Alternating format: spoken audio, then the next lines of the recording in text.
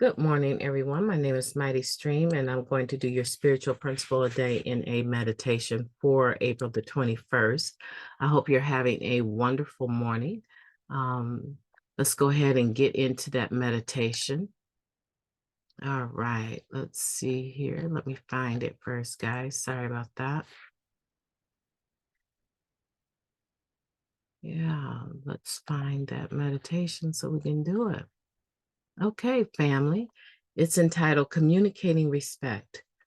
When we regard one another with respect, we open the door to a different kind of communication. That comes from the Living Clean Book, Chapter 7, Principles, Practice, and Perspective. Outside NA in our specific cultures or neighborhoods, respect was often something we demanded of others or felt we were entitled to based on our status in the community or our egos.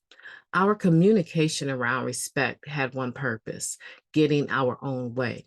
What mattered was how superbly articulate we were about our beliefs, our willingness to go to battle for every one of our opinions, and the sheer loudness of our voice. And if we weren't among those with status or volume, we usually gave in to their demands. Inside NA, practicing respect as a spiritual principle has nothing to do with getting our own way or handling or handing over our power to those who command it. Regarding others with respect includes paying attention to how we are communicating with our voice, facial expressions, body language, or our silence, and then honestly examining how people hear and respond to us. If I approach another member with my claws out, one member shared, I shouldn't be surprised if they react by slashing back. Ideally, practicing respect results in more inclusivity of opinions and more equality in participation. Communicating our respect prioritizes listening over speaking, our common welfare over selfishness. We try to make space for others rather than cutting them out. In NA, respect breeds trust, safety, and well-being, not fear, fragility, and oversized egos. This perspective takes plenty of work and plenty of learning. For one thing, we must work against our own feelings of superiority, inferiority, or indifference. A member who's been around for a while described their experience. Working the NA steps has made my own beliefs less fragile. I don't have to defend them as fiercely as I did before, and I don't have to express my opinion about everything.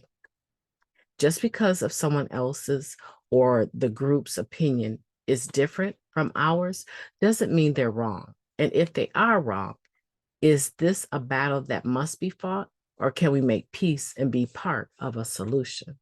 That's a powerful meditation. It concludes with, how am I communicating respect to my fellow NA members?